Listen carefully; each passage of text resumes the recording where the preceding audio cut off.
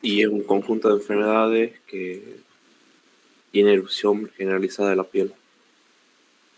Erupción generalizada, bueno, a veces son localizadas, ¿verdad? Algunas que están así en algún sector, tronco, miembro, cara. Pero entonces, en general, ¿qué características tendrán? ¿Que se manifiestan en dónde? En la piel. En la piel. ¿Y qué características tendrá esta manifestación en la piel? Para que sea que siempre va a haber una base que a veces le llamamos nosotros eritema, piel eritematosa.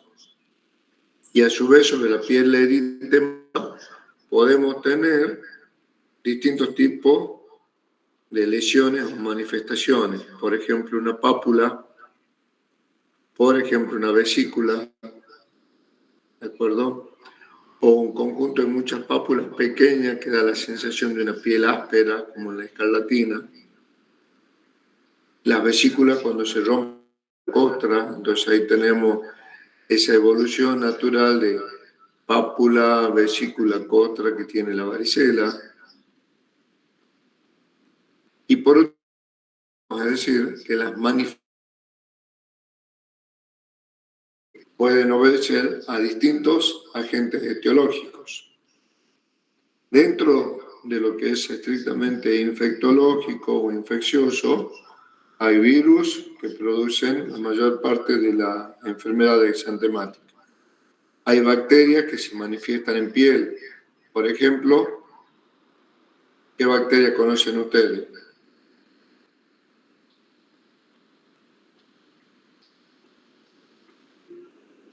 El Staphylococcus aureus. El Mycobacterium. Bueno, el Staphylococcus aureus que ayer vimos con mi comisión lo consideramos como una enfermedad exantemática. ¿Qué otra bacteria es la que nos da una manifestación en piel? El Mycobacterium leprae. Bueno, tampoco lo consideramos dentro de la exantemática. ¿El estreptococo? Sí, Fili. ¿Cuál de todos los estreptococos? Piógenes. ¿Qué le da el piógenes? ¿Escarlatina? Escarlatina, exactamente. ¿Ah?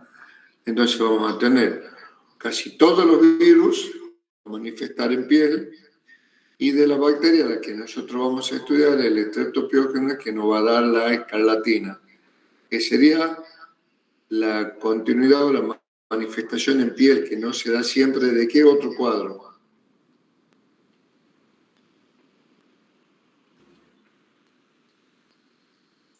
Faringitis. El estrepto. De la faringitis estreptocóxica. De la faringitis estreptocóxica. Todos podemos hacer una faringitis estreptocóxica, pero no todos vamos a hacerle escarlatina. Y en algunos casos sí se da cuando ese estreptococo es productor de la cepa de la toxina eritrógena. ¿De acuerdo? Vamos a tener manifestación en piel. Y después tendrán ustedes, dentro de lo que serían causas no infecciosas, por ejemplo, una reacción alérgica, alguien que coma chocolate y se brota, dice, ah, mira, está todo con un exante pesado. O bien alguien que está en contacto con alguna sustancia tóxica, o bien a veces como exantema con unos nódulos que se dan en algunas enfermedades autoinmunes o del colágeno. ¿De acuerdo? O sea que la etiología es amplio. Algunas veces tenemos manifestaciones de algunos cánceres a nivel piel, pero nos vamos a quedar de vuelta. ¿Qué materia estamos cursando? Infectología. Entonces nos vamos a quedar con los... Y ahí vamos a decir nosotros, ¿hay parásitos que me pueden producir manifestaciones en piel o reacciones exantemáticas? Sí. Algunos hongos, vieron ustedes que hacen una base eritematosa con un borde circinado, también. Pero ahora, vamos a volver a decir, nos quedamos con los virus y con la bacteria Strepto para estudiar en este cursado. Y después que haga dermatología o que haga infectología, estudiar en profundidad todos los demás. Ahí vamos a tener dos tipos de clasificaciones entonces. quedándonos con lo que yo les digo. La primera, en cuanto al agente etiológico, virales o bacterianas, descartando todo lo demás, que pueden ser parásitos, pueden ser hongos, pueden ser todo, nos quedamos parásitos, virus y bacterias. Dentro de los virus, ustedes ya lo conocen, al sarampión, conocen a la rubéola, la conocen a la varicela, la conocen a la quinta enfermedad, la conocen a la sexta enfermedad, lo conocen al síndrome de boca, manos, pies. O sea que ya conocen un montón.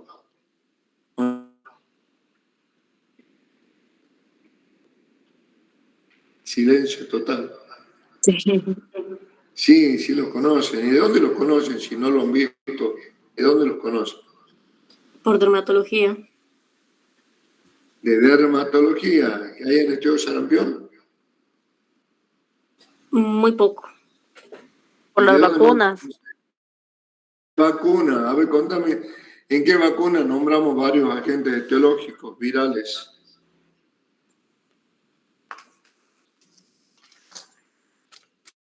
¿Cuál vacuna? En la triple viral. En la triple viral, ¿qué vacuna, qué virus están contenidos en la triple viral?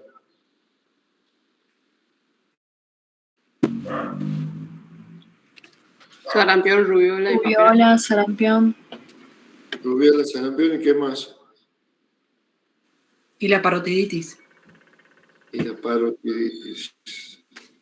Ya tendríamos que estar volando con esto, ya estamos en la cuarta semana de cursado, ¿no? Ya no podemos estar dudando de qué vacuna, qué componente. ¿Les está costando enfermedades infecciosas o no le están estudiando porque están dedicándose a otra materia?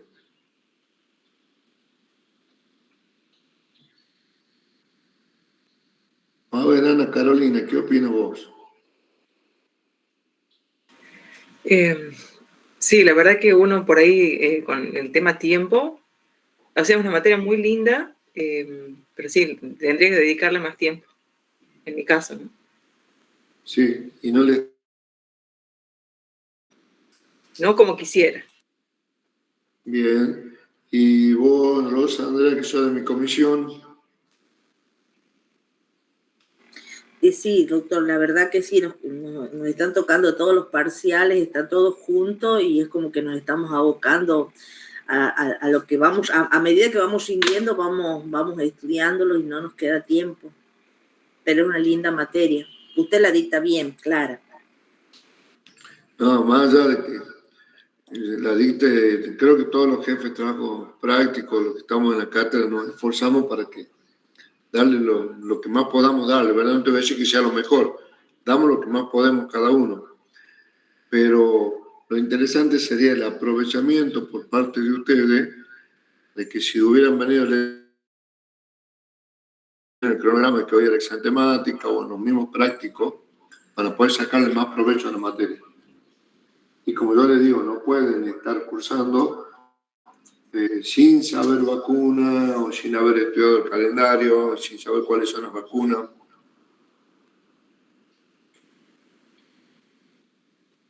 Bueno, avancemos con esto.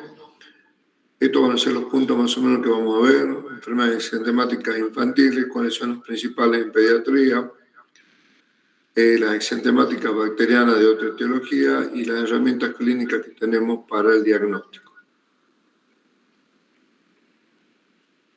Cuando nosotros queremos hacer un diagnóstico diferencial, que muchas veces ustedes habrán sentido, se mira a un niño y tenemos la duda de si es sarampión o no es sarampión. Eso estuvo pasando en estos últimos años en distintas localidades de la Argentina. Entonces, ¿qué tendremos en cuenta? Santiago, por favor, lea esto.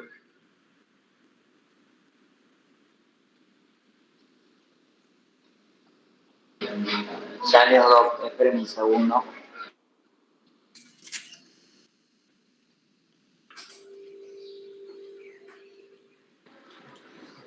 Dice, antecedentes previos de enfermedad infecciosa y las inmunizaciones.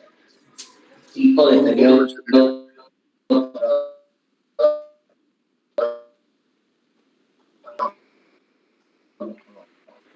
¿Me escucha, doc? Hay un problema de audio. Entonces, cuando nosotros vamos a plantearnos un diagnóstico, tenemos que tener el conocimiento del antecedente previo infecciosa y de las inmunizaciones. ¿Qué quiere decir esto? Que si el niño tuvo varicela, es muy poco probable que lo vuelva a tener porque genera anticuerpos ya para la varicela. Son muy pocas las veces que hemos visto un segundo brote en un paciente que tuvo cuadro clínico de varicela. Y si lo tiene son 2 o 3 vesiculitas que aparecen. El tipo de periodo prodrómico. Vamos a ver que hay algunas enfermedades que a partir del contagio contamos los días, 5 días, 3 días, 7 días, y en otras, como el caso de la varicela, contamos 3 semanas, 4 semanas para que aparezca la enfermedad. ¿Qué características tiene el exantema? ¿Es maculopapular? ¿Es solamente papular? ¿Tiene vesícula? ¿No tiene vesícula? ¿Cubre toda la piel? ¿Deja parte de piel sin lesión? Por ejemplo, las famosas manchitas de Koplik, que son como granito blanco en la mucosa oral. Y después tendremos en cuenta las pruebas diagnósticas, que son las que nos van a confirmar o descartar todas nuestras sospechas.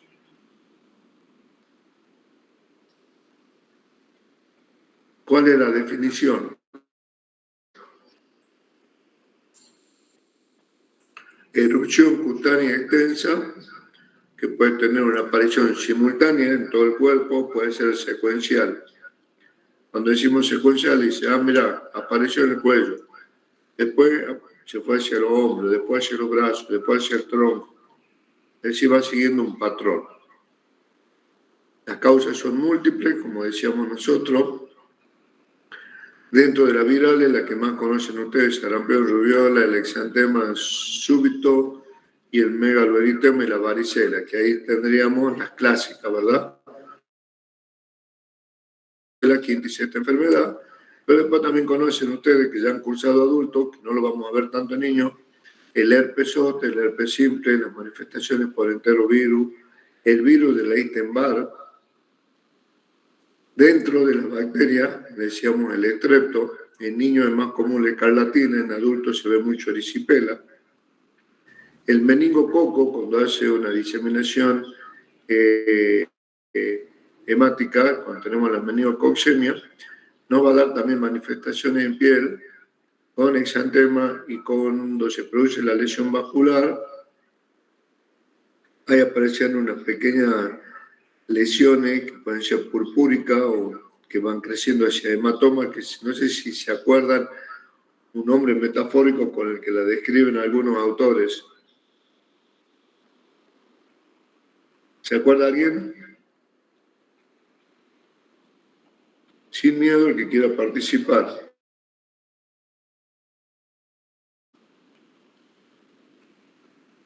Florencia Aldana. No recuerdo, Doc. ¿No recuerdas? Bueno, y Paula Agostina. Doc, ¿puede ser que le decían que era púrpura fulminante o algo así? Esa púrpura fulminante. ¿Y cómo le dicen los autores con un nombre metafórico? ¿Las flores de qué? Si fulminante, ¿hacia dónde se va el paciente? Cielo. ¿A dónde? Al cielo, no sé. Al cielo se va el... Es el cielo que tiene que haber pasado primero, que se haya ¿qué? Haya muerto. Las Que flores. se haya muerto, entonces le dicen las flores de la muerte.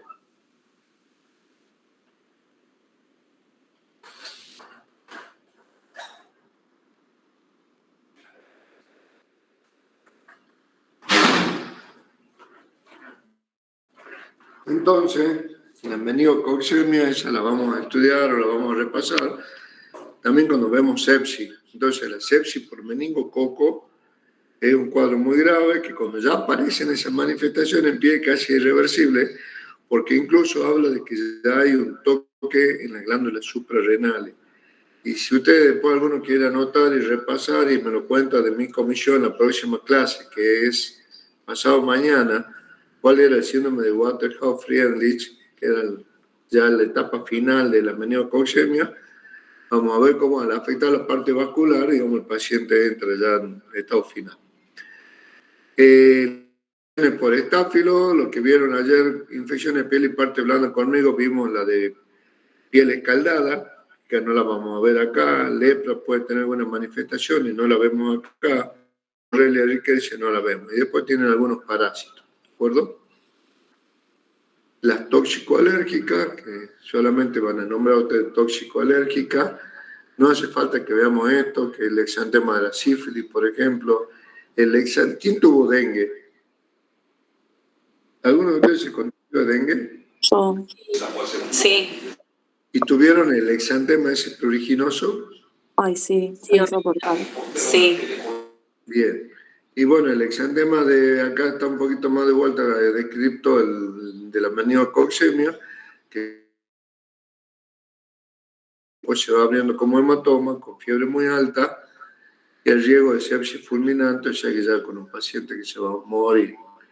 Y en cuanto a su morfología, digamos, las pápulas pueden ser morbiliformes, acuérdense ustedes, y escarlatiniforme. Cuando ustedes le pregunten en el examen cómo se clasifican las enfermedades por su morfología, cuando digan morbiliforme y escarlatiniforme, el mejor ejemplo de las primeras es el sarampión. Ejemplo de la segunda, la escarlatina. ¿De acuerdo? Sarampión es como una piel suave, en cambio la escarlatina es una piel muy áspera, una va a dejar espacio de piel sin lesión, el otro cubre toda la piel. Y después dentro de la vesícula costrosa, la que más nos interesaba era varicela, pero ¿quién no tuvo alguna vez un herpes labial, por ejemplo, o conoce, o tuvo genital, o tuvo un pariente, amigo que tenga un herpes zóster, cuando ven esos ramilletes de vesícula con una base exantemática, o bien el síndrome de Stevens-Johnson, que es una afectación periorificial, que ya lo vamos a ver al final. Estamos haciendo, ¿qué sería esto? Semiología, ¿de acuerdo? Entonces vamos preguntando, edad, antecedentes personales, ¿qué me interesará saber de un chico del cual yo sospecho varicela? Si hace un mes atrás o 3 semanas atrás estuvo en alguna reunión o en contacto con algún niño que haya tenido varicela, o si en la escuela hubo alguien que tuvo varicela. Miren ustedes, no les pregunto ayer, les pregunto hace un mes. Para eso nosotros tenemos que saber cuáles son los periodos prodrómicos de cada enfermedad. Si tiene todas las vacunas, porque hoy ya tenemos vacunas para el sarampión, tenemos vacunas para la varicela, tenemos vacunas para... Alguien que me ayude, que yo me olvido.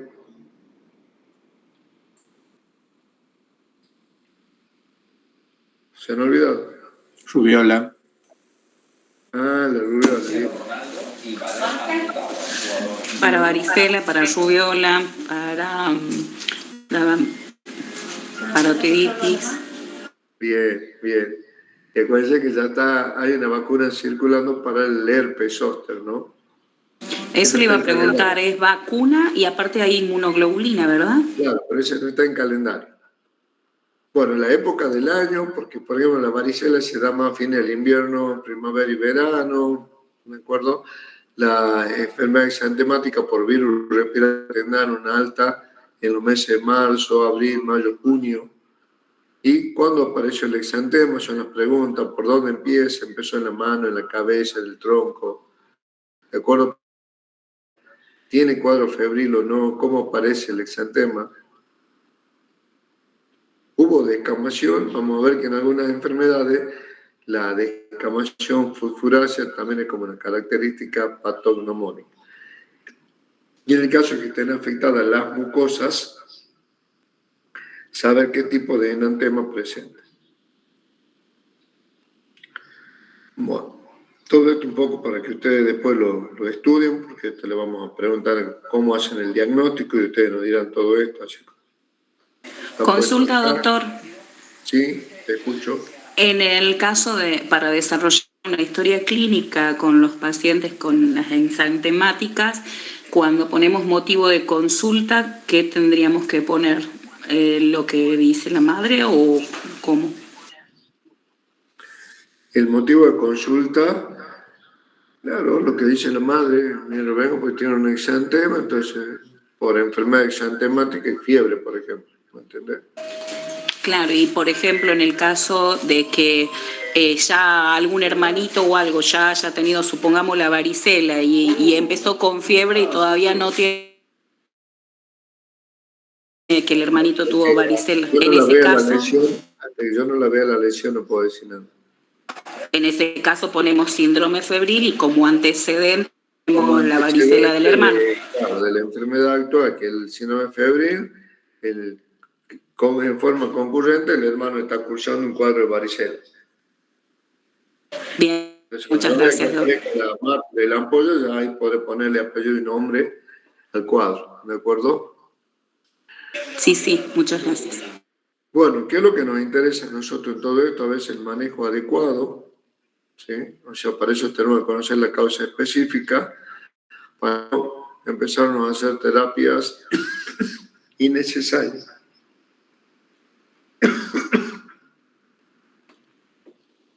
Por ejemplo, de entrada decir, démosle cefalexina cuando es un cuadro viral. Espera un minuto que traigo un vaso con agua.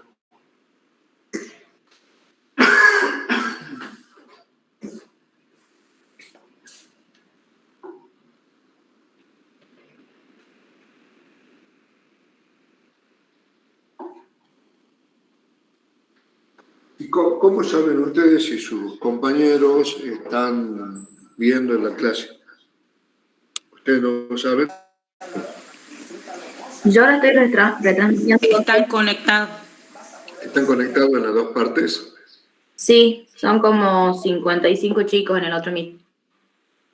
Ah, bien, ya ahí llegamos entonces 89 más 55. 144. Bueno. Después tenemos la prevención de complicaciones, o sea, ideal qué riesgo podemos tener para tratar de evitar las secuelas graves. Y ahora yo les pregunto a los que charlaron conmigo de anoche, ¿qué secuela o qué complicación grave podía tener la varicela? Que se sobreinfecte con una infección de piel y partes blandas. Pero ¿cuál era la más grave, los que estuvieron anoche en clase? La neumonía estreptocócica. ¿Cuál? La neumonía por Staphylococcus aureus. Bien, la neumonía por estafilococo. No se olvide. Entonces, yo identifico el cuadro, identifico que esto es una varicela, tengo que pensar en cuáles son las complicaciones y tengo que tratar de evitar, por ejemplo, de llegar a eso. O sea, estar atento al mínimo síntoma para iniciar tratamiento. Bueno, y en algunas que son muy contagiosas, atento para evitar los brotes en la comunidad. Ustedes vieron lo que pasó el año pasado. Entró gente, creo que era de Uruguay, que venía desde Bolivia hacia Uruguay, cruzó prácticamente en diagonal la República Argentina, pernoctaron en la localidad de Santa Fe y apareció sarampión ahí. Aparentemente venían con sarampión enfermo, no me voy a decir un matrimonio con hijo o algo así, pero bueno, el grupo que pasaba, o era un colectivo, el grupo que pasaba había ahí contagio en la zona. ¿A qué se pueden deber? ¿Por qué se dan los contagios? No se olviden que también en los últimos años estamos teniendo una resistencia a la vacuna. Dicen no a la vacuna porque antes no había vacuna y no había, por ejemplo, autismo. Ahora hay vacuna y hay autismo.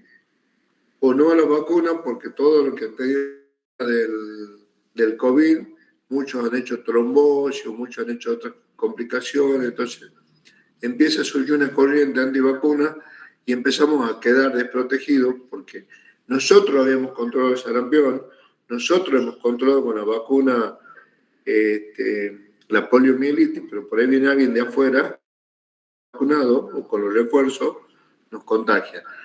Entonces, una vez que identificamos no tan solo disminuir las complicaciones o los riesgos de secuela, sino tomar decisiones rápido para evitar que esto sea un foco de contagio. ¿Cuáles son las enfermedades que vamos a ver un poquito? Sarampión, rubiola, exantema súbito, exantema infeccioso, varicela escarlatina, y vamos a mencionar un poco la enfermedad de Kawasaki. Yo acá lo que les voy a dejar es un cuadro sinóptico, o vamos marcando Sí, los puntos más importantes, es una síntesis de lo que... Sarampión, un virus ARN, un paramyxovirus, en donde voy a ver más la posibilidad del cuadro de sarampión en los que no tienen vacuna. ¿Quiénes no tienen vacuna? Los lactantes menores de 1 año. Pregunta, ¿por qué los lactantes menores de 1 año? Camila, ¿qué opinas?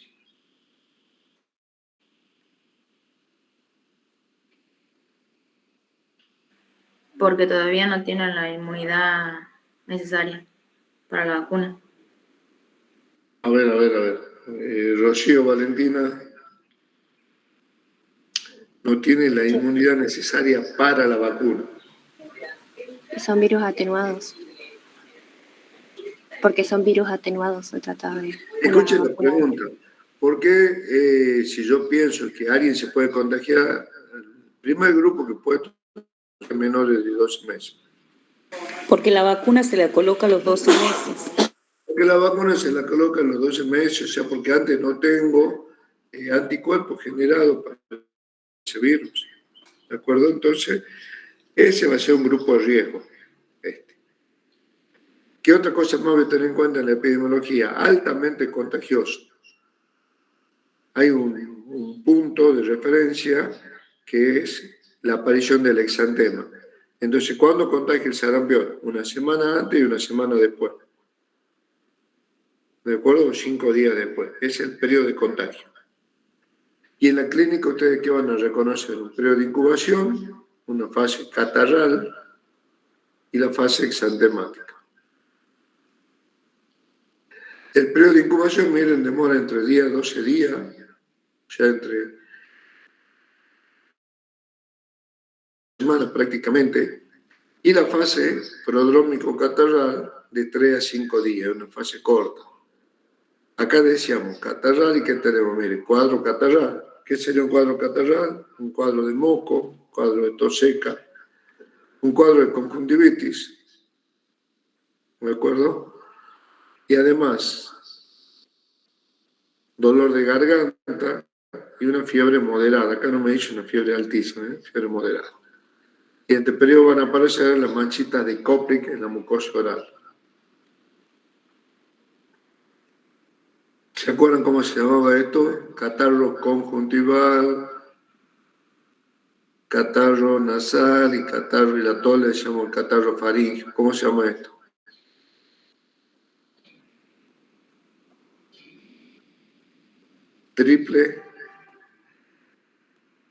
La triple A. ¿Así o no?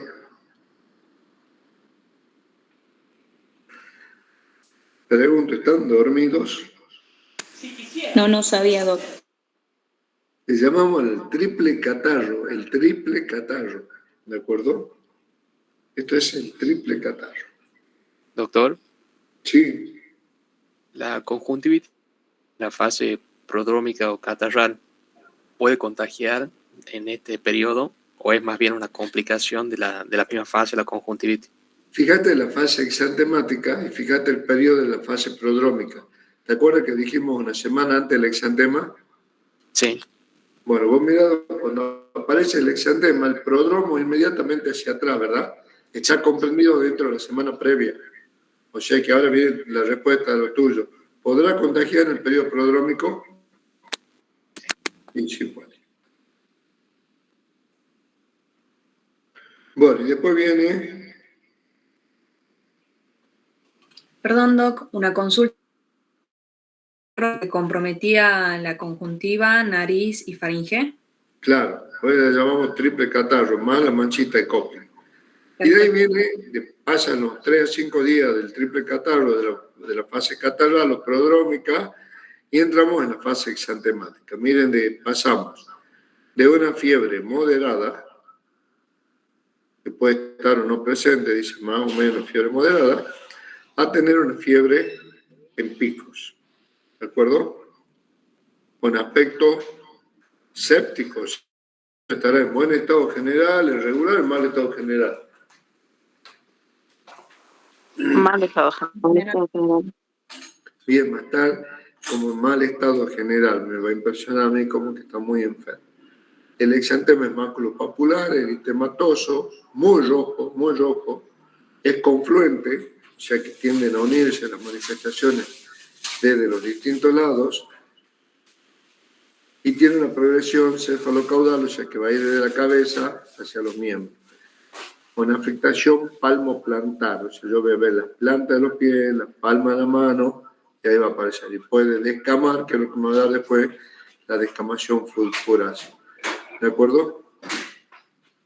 Esperen un minuto, por favor, quiero ver algo.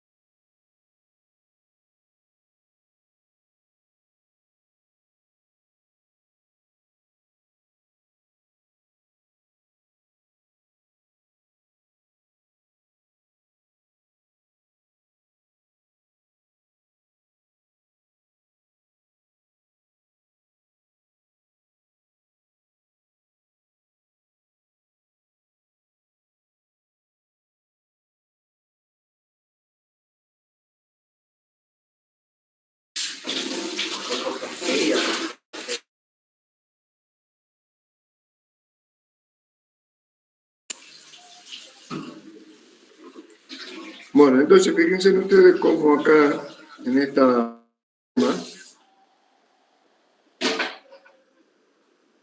¿Para qué están escribiendo?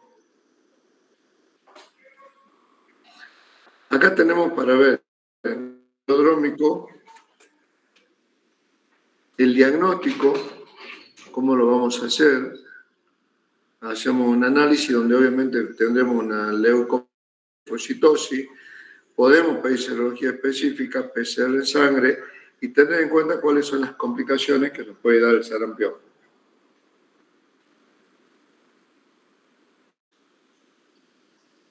Dentro de esas complicaciones, la otitis media aguda, la neumonía, es una neumonía grave, muchas veces el sarampión, encefalitis, o la panencefalitis esclerosante, que va a ser una secuela que se va a ver años después de cursado el cuadro.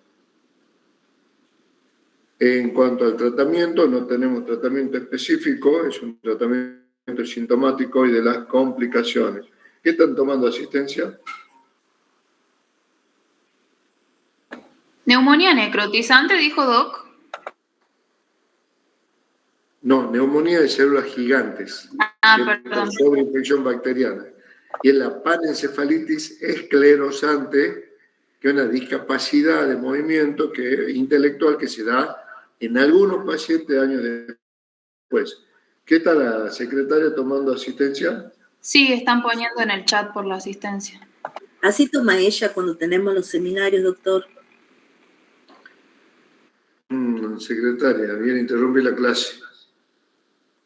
Entonces, tratamiento no tenemos específico, sino sintomático. Y en cuanto a la inmunoprofilaxis, sería la vacuna, la triple viral, ¿se acuerdan que se colocaba al año y a los 4 años refuerzo? Y después tenemos una inmunoprofilaxis pasiva que es con gabulina, que se le puede dar a los inmunodeprimidos, por ejemplo, los primeros 5 días post-exposición, si no están vacunados o tienen algún inmunocompromiso. Esta parte y esta parte es como para que ustedes armen el cuadro clínico, ¿de acuerdo? Acá tenemos, vuelvo a repetir, los periodos, el de incubación, la fase prodrómica, la fase exantemático de estado, y en esto tenemos, acá está la clasificación clínica de eso, y como un resumen de cómo hacemos el diagnóstico, las complicaciones que pueden aparecer, tratamiento y vacunas. Ese cuadrito, que va a ser una ayuda a memoria, miren, a ver, alguien que lo lea el cuadro. Sarampión, fiebre, triple catarro, Ay, se me fue la imagen. Bien, serían las manchas de Koplik, ¿verdad? Y por otro lado tenemos, entonces, ¿qué es esto? Fiebre, catarro y mancha de Koplik. ¿Qué periodo sería este? El prodrómico. Este es el prodrómico. Después aparecen las manifestaciones del sarampión, que va a tener el exantema morbiliforme, el aspecto de cara sucia, un exantema muy rojo, y el compromiso del estado general. Son los puntos más importantes. Ahora veamos, miren ustedes cómo se manifiesta en la cara. Miren la mucosa, cómo se ven como granitos de sal gruesa pegados en la mucosa. Y miren ustedes, son confluentes, tienden a unirse, pero dejan espacio de piel que no tiene nada. ¿Sí? Otro, una manifestación en las piernas, bien como está, miren, acá tenemos toda esta zona como que no hubiera nada, y acá como que tienden a pegarse, confluente, entonces tienden a unirse dos que tienen la par.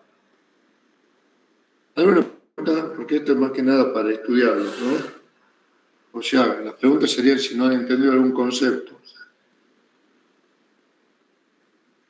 No, doctor. Bueno, pasemos a la rubiola. ¿Por qué la conocemos característicamente la rubiola como la enfermedad que produce muchos qué?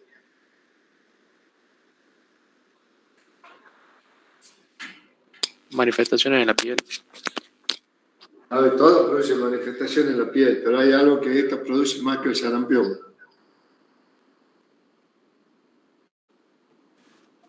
¿Qué será? ¿Qué será? ¿Fiebre? Si son retroauriculares, son características. Las adenopatías.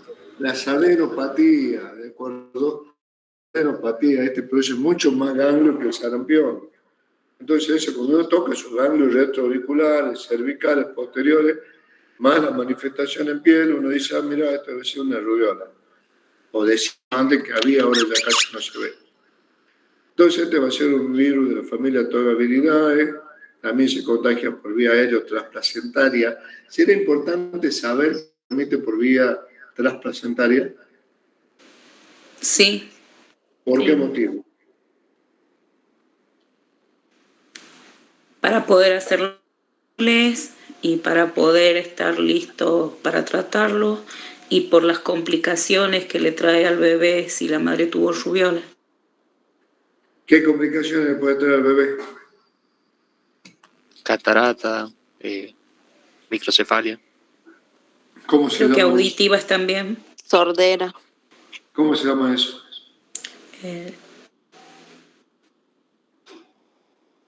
Enfermedades perinatales.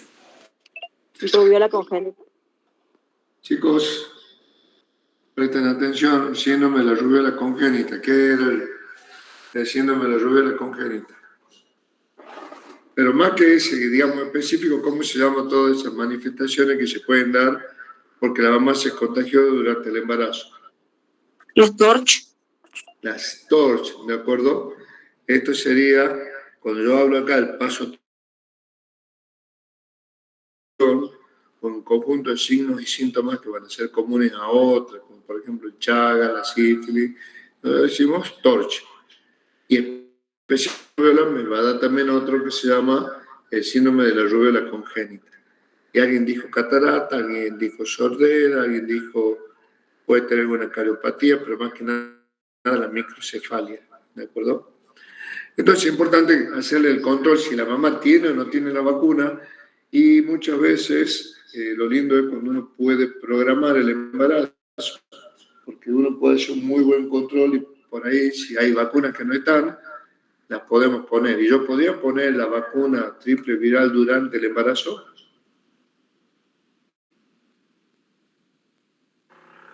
No.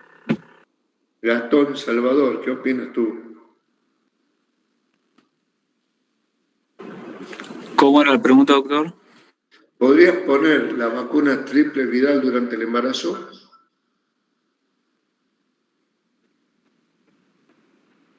Creería que no.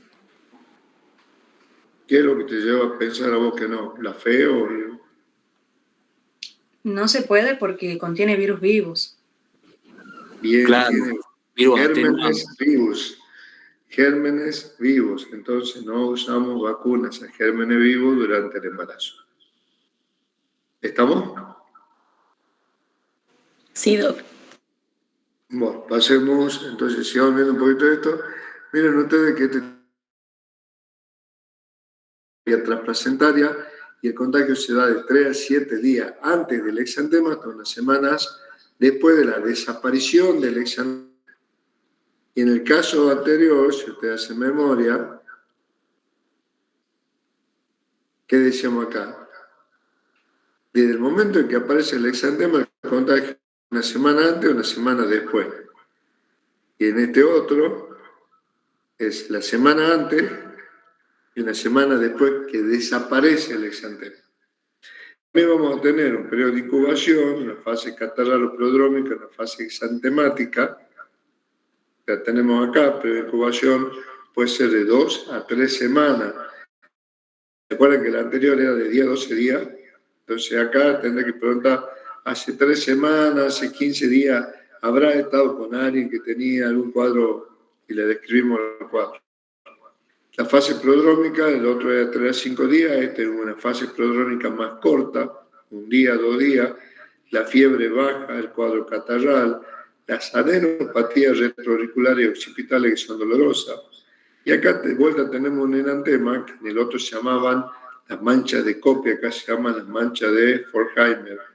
Y el estado general va a ser bueno. Miren, el periodo ya de estado, fase exantemática, es un poco más corto que el anterior. Y la fiebre En el otro caso, el sarampión era una fiebre elevada con un estado de postración, mal estado general del paciente de aspecto séptico, este tiene una fiebre moderada o febrícula. El enantema también se manifiesta acá y el exantema anterior era confluente y este no confluente, no confluyente. ¿De acuerdo? Salvo la cara, desciende muy rápido y desaparece en el mismo orden. Es decir, pero en el cuello y después en el tronco va a desaparecer primero en el cuello y después va a desaparecer en el tronco. Están las manchitas de Forchheimer y son característicos. Miren ustedes la diferencia, un color rosa más pálido, el otro rojo intenso, y hay mucha mayor cantidad de piel sana entre las lesiones que ustedes pueden ver. Entonces, ¿cuál sería un elemento para poder hacer un diagnóstico diferencial desde el punto de vista clínico? Uno, la presencia de los ganglios retroauriculares y cervicales posteriores, que a la palpación van a ser dolorosos, y el otro, podríamos decir que son las manchas de Koplik, granito blanco, y acá las manchas de Forchheimer, que son rojas vinosas, ¿de acuerdo? Y de vuelta tenemos al final un pequeño cuadro sinóptico donde vamos a hablar de poliadenopatías cervicales con escasa afectación del estado general, y ya en el cuadro tenemos el exantema, que se le llama exantema rocioliforme. Sí puede dar una complicación, artropatía en las pequeñas articulaciones. Las complicaciones ustedes las van a encontrar cuando estén estudiando acá. A ver, no me he puesto ahí.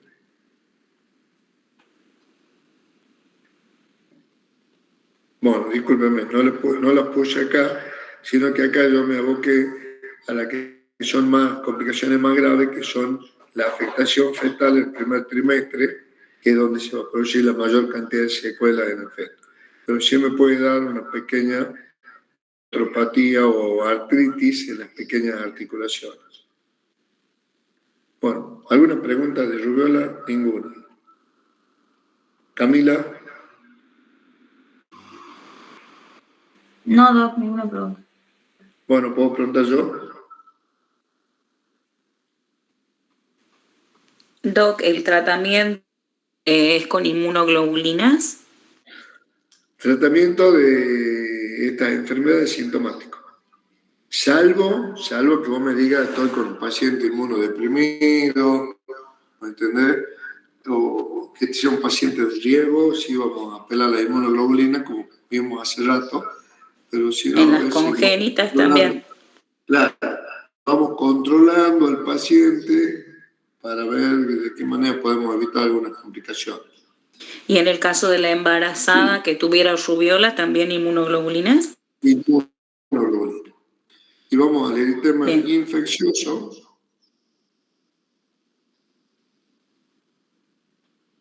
¿Se acuerdan que es producido por el parvovirus B19? ¿De acuerdo? Fíjense ustedes que el parvovirus B19 se encuentra ¿en dónde? En los seres humanos. O sea, no es que me contagie el perro o el lorito que tenía la vecina, no. El reservorio está en los seres humanos. Y la puerta de salida, mucosa respiratoria, orina, sangre, se transmite por vía aérea, por objeto recién contaminado, y la puerta de entrada puede ser parenteral, pero más que nada van a ser las mucosas respiratorias. Todos los seres humanos tenemos una susceptibilidad, o sea que podemos contagiarnos del parvovirus B19, todos. Y no se olviden que este va a ser, entonces, el parvovirus B19 se da más en los niños escolares, es contagioso en la fase prodrómica, o sea que diferencia, ¿cuándo contagia? No hay diferencia, sino a mí me interesa saber cuándo puede contagiarse alguien en la fase prodrómica. Y cuando tengan ese tema ya no contagia. La clínica, entonces la vamos a dividir en dos estados, prodrómico y exantemática. El diagnóstico es clínico, si ustedes quieren hacer test, hacen una PCR, muestras respiratorias, y las complicaciones serán las propias del parvovirus B19, pueden ser artralgia generalizada y una aplasia medular, porque este virus tiene un neurotropismo, ¿de acuerdo? Y nuevamente el tratamiento es un tratamiento sintomático. Prodrómica, la mayor parte de las veces asintomático, puede tener un cuadro catarral leve. Es decir, que nos vamos a dar cuenta que el chiquito me está contagiando a mí. No me voy a dar cuenta. Puedo pensar que está con una, ¿cómo se llama? Con un cuadro catarral. ¿De acuerdo? Y a los 11 días después aparece la fase exantemática. Esta tenía el signo del cachete, el signo del malar abofeteado, rojo los cachetes. El exantema es difuso en tronco y extremidades y desaparece dejando zonas centrales más claras. ¿Que vieron algunos bordados ustedes que tienen el borde más oscuro y va quedando bordado? Por eso le llaman reticulado o encaje, aspecto reticulado o en encaje. Y este exantema puede aparecer después que por algunos meses, cuando hay mucho calor o después de una ejercitación de actividad física. El parvovirus B19, el eritema infeccioso, es también conocido como quinta enfermedad, ¿de acuerdo? Vamos a ver un poquito acá, miren ustedes. Esta es como si hubieran dado el signo de la bofetada. Vamos a encontrar en el tronco y en las extremidades. Y la fase reticular, si ustedes logran observar, por ejemplo, esta lesión que está acá, a diferencia de esta, por ejemplo, que todo un color fucsia parejo, en esta queda el centro, ya se está resolviendo, queda como un centro más claro, queda como si fuera un bordado a la vuelta. ¿De acuerdo? Cuando se van uniendo, fíjense ustedes, eso le llama signo reticular. Y acá le quedaría la sinopsis para que ustedes vean. Tiene un estado febril mínimo, o sea, no da el aspecto de un chiquito muy enfermo, puede afectar a artropatías pequeñas y articulaciones en adultos y adolescentes, que también se pueden contagiar, no se olviden que cualquiera se puede contagiar. Al signo de la bofetada le llamamos cara ¿de acuerdo? Y el exantema morbiliforme o rocheliforme puede producir pruritos, se exacerba con el calor y va a producir descamación. Y vamos a encontrar ganglios por el cuerpo. Y vamos a la otra enfermedad, que es el exantema súbito. Si la anterior era la quinta, ¿esta cuál será? ¿Sexta? La sexta enfermedad. Esta es la sexta, el exantema súbito, producido por un virus de la familia de los virus herpes. Miren la epidemiología, se da más en los lactantes, pequeños, menores a 1 año y medio, y el contagio es a través de secreciones respiratorias. Y este tiene la regla del 3 más 3. ¿Qué será la regla del 3 más 3? Léalo, por favor, ahí lo tienen. 3 días de fiebre alta sin foco, 3 días de exantema maculopapuloso. Bien, entonces el chiquito hace fiebre elevada, la mamá consulta por la fiebre elevada, me acuerdo, sin foco, y al tercer día se fue la fiebre así como vino, e inmediatamente aparece el exantema. Y cuando aparece el exantema, porque ya está pasando el cuadro. ¿Algunos se acuerdan cómo más la llamaban a esta enfermedad? Ya hablamos de triple catarro, vamos hablando de varias cosas que por ahí aparecen en los apuntes de los libros. ¿Cómo más la llamaban? Roceola infantil. ¿Cómo? Roceola infantil. El infantil, perfecto. Pero a esto, digamos, ¿cómo le llamamos a esta parte? Mira, 3 días de fiebre y 3 días de un exantema maculopapuloso, que le sigue inmediatamente.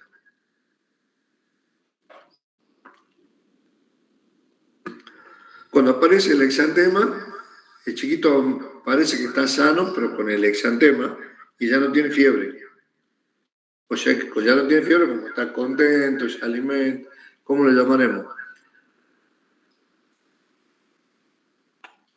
Este El le amanecer. decíamos, algo del amanecer, ¿cómo es? Amanecer rosado. El amanecer rosado, ¿de qué? De la curación. De la curación, perfecto. Entonces decimos, 3 días de fiebre con un chiquito que la mamá se preocupa. Vieron que los papás siempre que hay fiebre están muy alterados y de pronto se va la fiebre, se pone todo exantemático y decimos el amanecer rosado de la curación.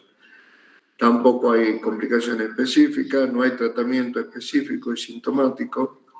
Y la regla, para que ustedes se olviden, no sé, una regla mnemotécnica como cuando iban a estudiar anatomía, la enfermedad del 3 más 3 igual a 6, entonces decimos 3 días de fiebre, 3 días de exantema, igual al virus herpes 6. 3 más 3, 6. Si ustedes dicen eso en el examen, ya hemos pasado. Bueno, ¿qué complicaciones? Dada la crisis febril, y depende, como la fiebre va a ser muy elevada, y dependiendo siempre del paciente y de la susceptibilidad que tenga, podría darnos que las crisis febriles se refieren a convulsiones, ¿de acuerdo? En algunos casos, el virus puede darnos una meningitis viral o encefalitis viral, y el virus, como todos los virus herpes, pueden quedar encerrados en algún ganglio y permanecer dentro del organismo. Miren ustedes las características. Y si ustedes ven la foto sin saber de qué se trata y ven así parte del cuerpo, y me van a decir, pero profe, todas son iguales. ¿Me entienden? Entonces, importante el análisis de cómo se da la fiebre, cuándo aparece el exantema, cómo. Fiebre muy elevada, exantema muy rojo, niño muy postrado con aspecto séptico, entonces nos quedó ahí. ¿A qué cuadro me voy? Varicela. No, exantema rojo fuerte. Sarampión. Sarampión. Fiebre muy elevada, al sarampión. Exantema rosado, no tan confluente, ganglios retroauriculares, ganglios retrocervicales dolorosos. ¿A qué cuadro me voy? Rubiola. Rubiola. Exantema que afecta no tanto el, digamos, tronco y extremidades, que no es tan confluente, pero que apareció después de 3 días de fiebre intensa. ¿A cuál me voy? Exantema súbito. Al exantema súbito.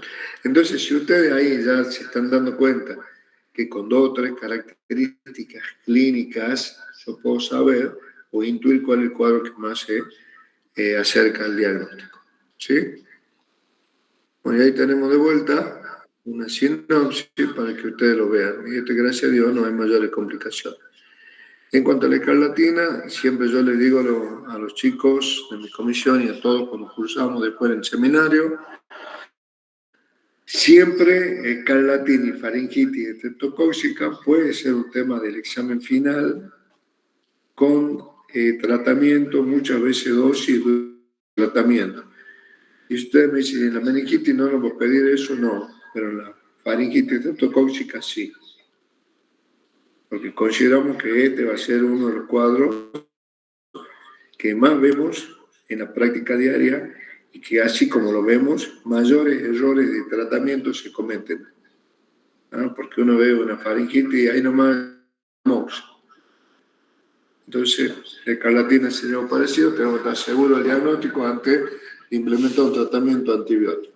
Bueno, veamos acá, ya saben ustedes que este era el estreptocopiógenes, se da a los chiquitos en la edad escolar, o sea, desde que empiezan a ir a la escuela, 2, 3, 4 años en adelante, y el contagio habitualmente por vía respiratoria.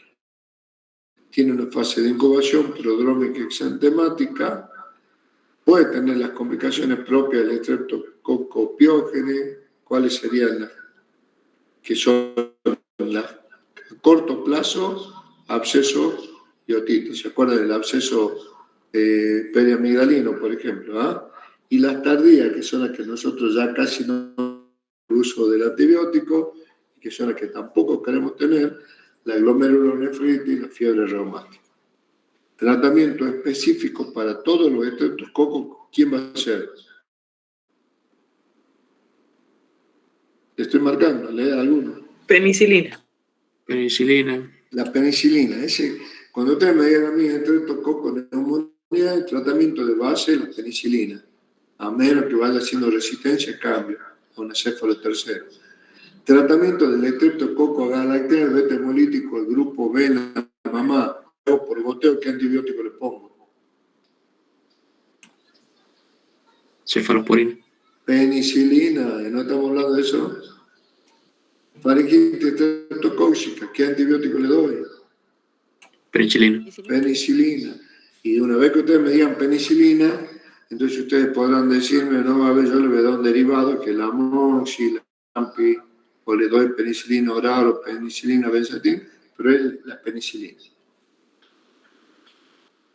Teníamos un periodo de incubación, desde el contagio va a ser 3 días de incubación. Fíjense ustedes que la fase prodrómica es muy cortita, comienza con fiebre elevada, mucho dolor de garganta, dolor de cabeza, y puede tener dolor abdominal o vómitos. Y de ahí viene la fase exantemática, a lo sumo son 3 días, un exantema rosado que respecta el triángulo nasolabial.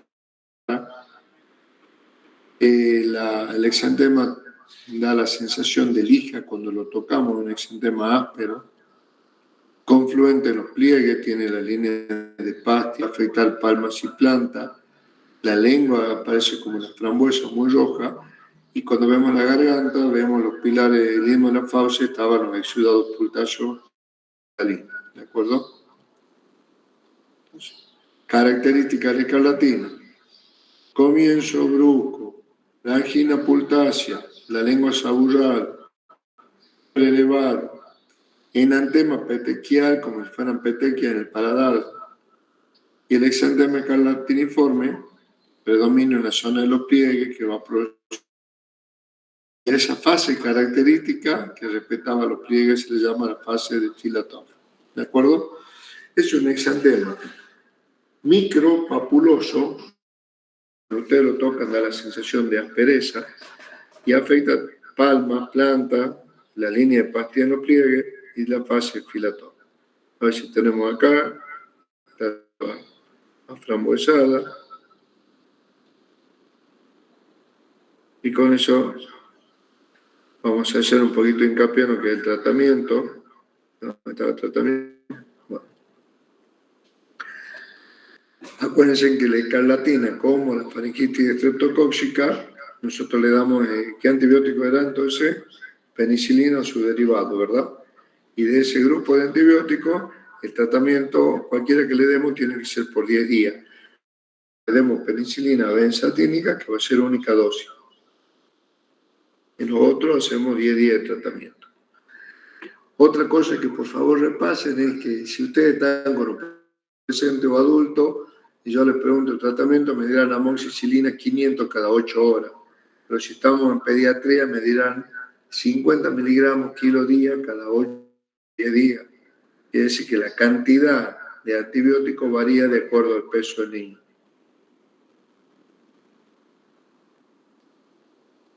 Bueno, la enfermedad, esta se la dejo para que la lean ustedes, más que nada es nombrarla, ¿de acuerdo? Ya no la pedimos tanto en el examen porque no es algo que vamos a ver nosotros tanto. Ahí en la guardia puede aparecer alguno. Etiología desconocida, es una respuesta inmunológica ante factores ambientales o infecciosos, pero tiene que haber una idiosincrasia del paciente para hacer el cuadro.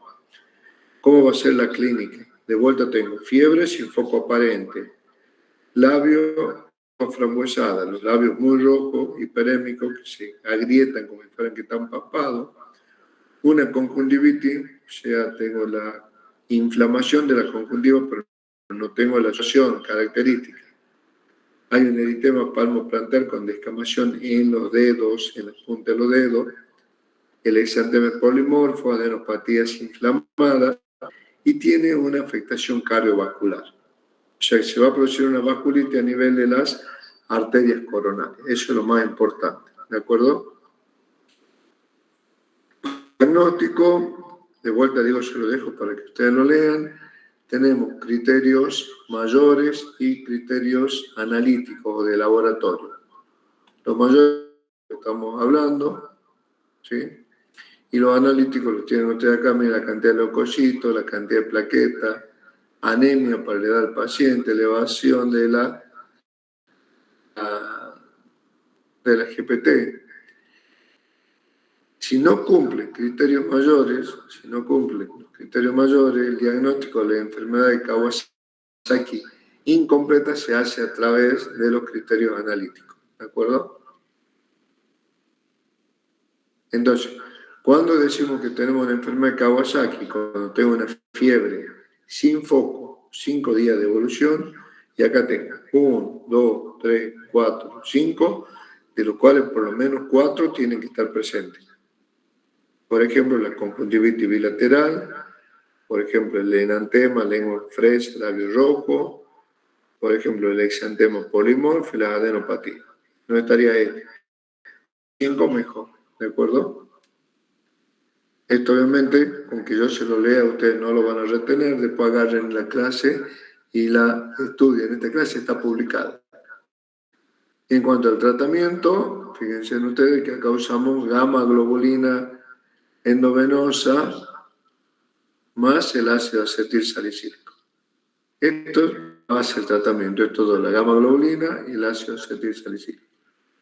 Y cuando vemos que no está respondiendo bien el paciente, bajamos un poco de inflamación con el uso de corticoides, porque es una enfermedad inflamatoria. Bueno, si alguno quiere armar la mnemotecnia, estos cuadros sí lo había conseguido como para que lo vean. A de adeno, B de boca, faringe, labio, lengua, C de conjuntivitis, D de distales, edemas distales, en la mano, en los pies, con descamación periungual, E de exantema polimorfo. ¿De acuerdo? Miren ustedes la conjuntivitis, miren los labios, miren la lengua, miren la descamación que se empieza a observar más que nada acá en las puntas de los dedos, en los pulpejos, miren ahí. El exantema y el edema, hay descamación de vuelta.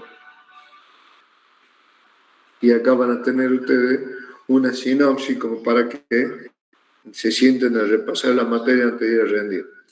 Yo voy a terminar la clase de hoy con varicela, ¿de acuerdo? Y de ahí le va a quedar, creo que ya les digo que le queda para ustedes para que después lo lean. El herpes zóster, lesiones características, vesícula en ramo, la enfermedad boca, manos, pies producida por el Coxsackie A. Tenemos ahí, miren ustedes, las lesiones acá en la mucosa, las encías son sangrantes, estas por ahí se quieren parecer a varicela, y un cuadro de diagnóstico. Entonces, hablando un poquito de lo que es la varicela,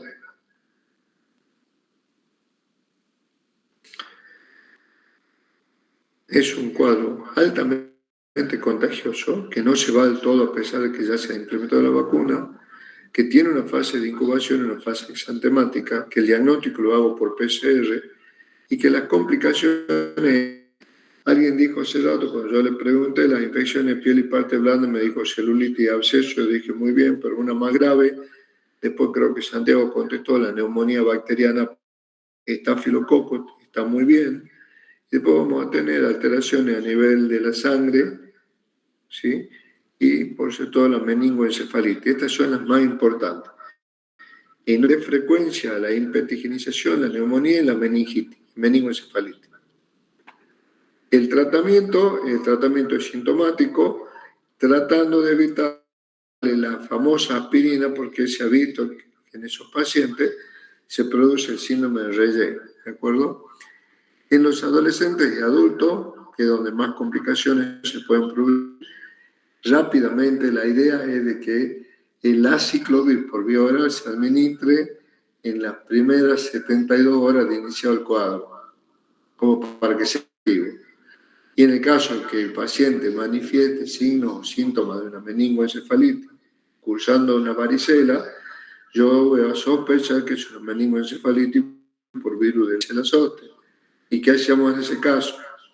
Como la meningoencefalitis herpética en el recién nacido, en la sepsis neonatal, ¿cuál es el tratamiento de elección? Aciclovir endovenoso. En cuanto a la profilaxis, hablamos de profilaxis activa, que es la vacuna, que en un momento no teníamos vacuna, 2014 se implementó una dosis de vacuna en el calendario a los 12 meses, y actualmente los chicos tienen 2 dosis de vacuna a los 12 meses al ingreso escolar.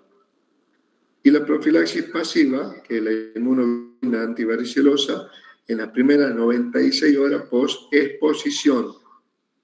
Es decir, yo no tuve nunca varicela, no me pusieron la vacuna, inmunosupresión, y estaba en un lugar o compartir con una persona que tiene varicela, me voy de consulta al médico, le cuento al médico, inmediatamente tendría que hacer la inmunoglobulina antivaricela en los 4 días post-exposición. Ahora la pregunta es, ¿cuánto sabemos que quien está al frente tiene varicela y cuánto nosotros sabemos que podríamos evitarlo el cuadro si vamos al médico 3 semanas antes que aparezca el cuadro para que nos pongan la gamma globulina? Bueno, obviamente se supone que si son pacientes inmunodeprimidos están en control por un médico.